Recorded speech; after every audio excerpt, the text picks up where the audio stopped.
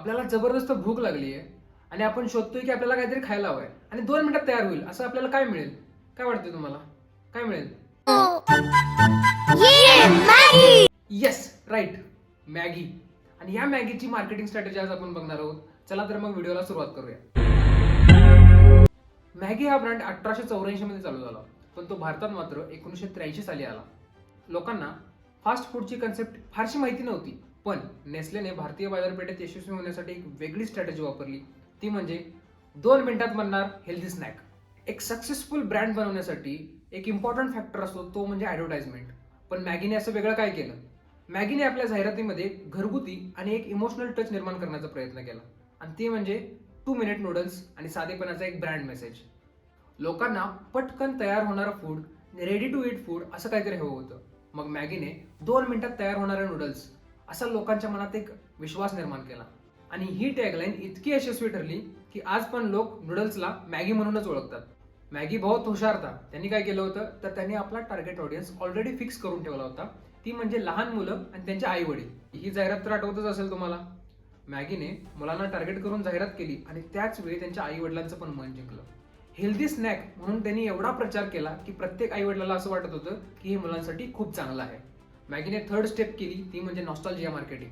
पिढ्यानपिढ्या जुळलेलं नातं, हर घर में मॅगी ही संकल्पना वापरून त्यांनी फक्त मुलं नव्हे तर आजी आजोबा, आई वडील अशा सगळ्यांना आपल्या ब्रँड सोबत जोडले. पण जाहिरात पुरेशी नव्हती. जाहिरातीबरोबर आपल्याला पाहिजे एक स्ट्रॉंग सेल्स मार्केटिंग स्ट्रॅटेजी, आणि ती सुद्धा त्यांनी चांगली बजावली होती. मॅगीने केवळ मोठ्या मोठ्या शहरात नव्हे तर गावोगावच्या छोट्या दुकानांमध्येही स्वतःचं मार्केट तयार केलं, आणि हे शक्य झालं त्यांच्या सेल्स आणि डिस्ट्रीब्युशन स्ट्रॅटेजी. आणि स्ट्रॉंग सेल्स मिळवण्यासाठी त्यांनी पहिली स्ट्रॅटेजी वापरली, ती म्हणजे अवेलेबिलिटी.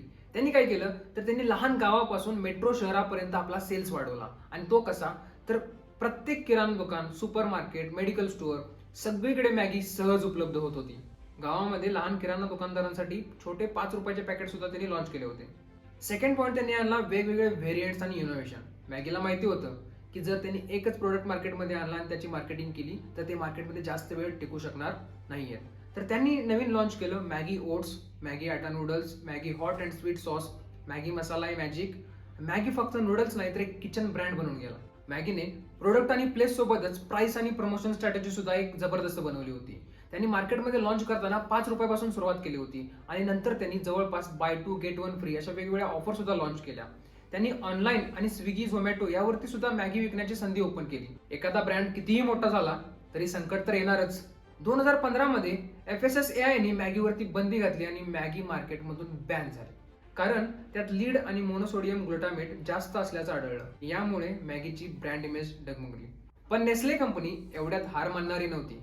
त्यांनी मॅगीला मार्केटमध्ये परत आणण्यासाठी 3 इम्पॉर्टंट गोष्टी केल्या. त्या म्हणजे त्यांनी फर्स्ट आपला फॉर्म्युला सुधारला आणि सुरक्षित मॅगी असा एक ब्रँड रिपोझिशनिंग केला. सेकंड, मोठ्या प्रमाणात डिजिटल मार्केटिंग केली. वेगवेगळे इन्फ्लुएन्सर लोकांना कॅम्पेनसाठी बोलवलं, प्रमोशन्स केले आणि प्रत्येकांना मॅगीसाठी जोडण्याचा प्रयत्न केला.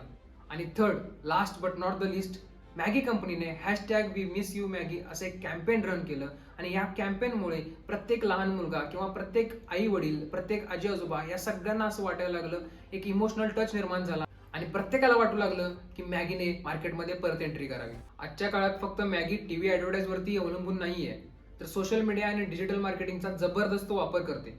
Influencer marketing, YouTube, Instagram, food bloggers यांच्या माध्यमातून भरपूर प्रमोशन केले जातात.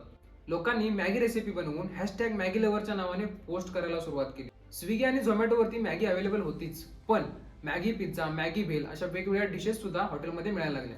आणि मॅगीचं प्रमाण एवढं वाढू लागलं की जर घरी काही जेवण बनवलं नसेल आणि 2 मिनिटात आपल्याला काहीतरी खायचं असेल तर आपण आज पण मॅगीची आठवण काढतो.